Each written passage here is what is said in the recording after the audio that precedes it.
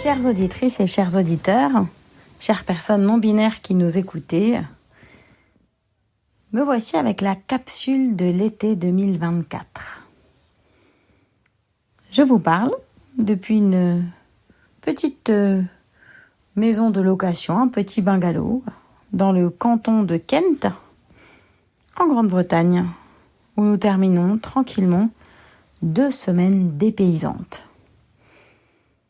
Alors cet été, c'est un peu particulier parce qu'avec mon époux, nous avons décidé de fêter nos 20 ans de mariage plus 1 en vivant une retraite spirituelle, en partant ensemble tout d'abord. Et nous avons été ensuite rejoints par notre dernière grande fille, en partant d'abord dans l'île dite Sainte d'Aiona, parce que c'est depuis Aiona aussi qu'une certaine christianisation de l'Europe s'est propagée, et tout particulièrement dans la communauté d'Aiona. Cette communauté d'Aiona, j'en ai entendu parler il y a à peu près une 20aine d'années lorsque j'étais dans mes luttes et réflexions pour une église plus inclusive. Une église dans laquelle on fasse une place à chacun et chacune, quelle que soit son orientation sexuelle, son identité de genre, et surtout ses questionnements et sa diversité. Et à ce moment-là, j'ai entendu parler de cette communauté quelque part au fin fond des îles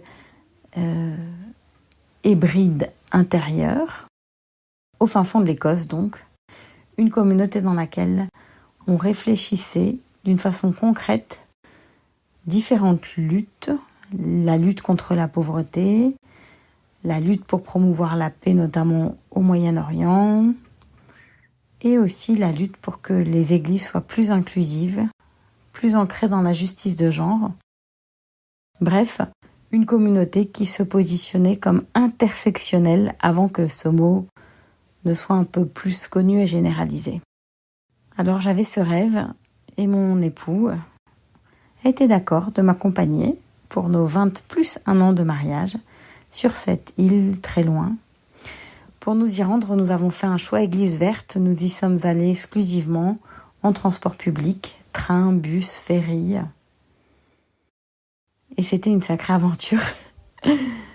C'était aussi le temps long, le temps d'aller quelque part en le vivant comme un pèlerinage intérieur et extérieur.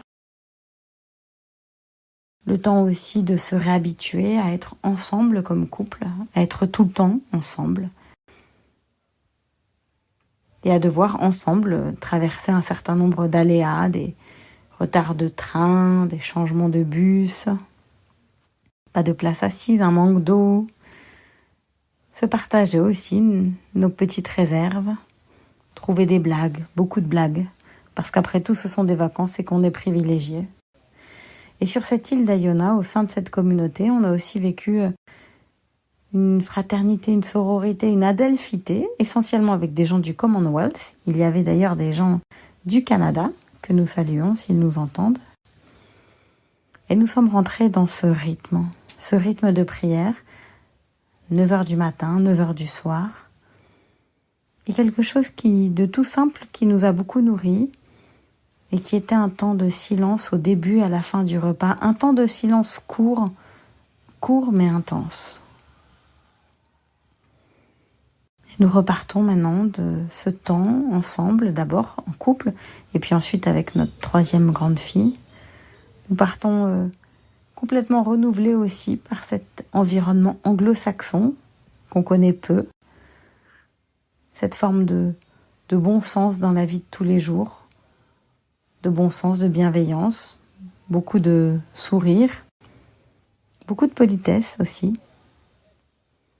Beaucoup de choses qu'on se facilite au quotidien en se disant bonjour, au revoir, merci, lovely. Nous repartons avec cette joie d'avoir pu nous reconnecter à la Grande-Bretagne. Malheureusement, un peuple qui n'est plus rattaché à l'Europe maintenant, mais avec qui on se sent vraiment bien et aussi européen. Un temps pour soi, un temps pour notre couple, un temps très très loin de chez nous, sur une île peu connue et sur laquelle nous avons vu aussi s'envoler les oies sauvages, Wild Goose, qui est le nom de la maison d'édition des écrits d'Ayona, maison d'édition vers laquelle je vous renvoie. À très bientôt, chers auditeurs et chères auditrices, chères personnes non binaires. Que Dieu vous garde.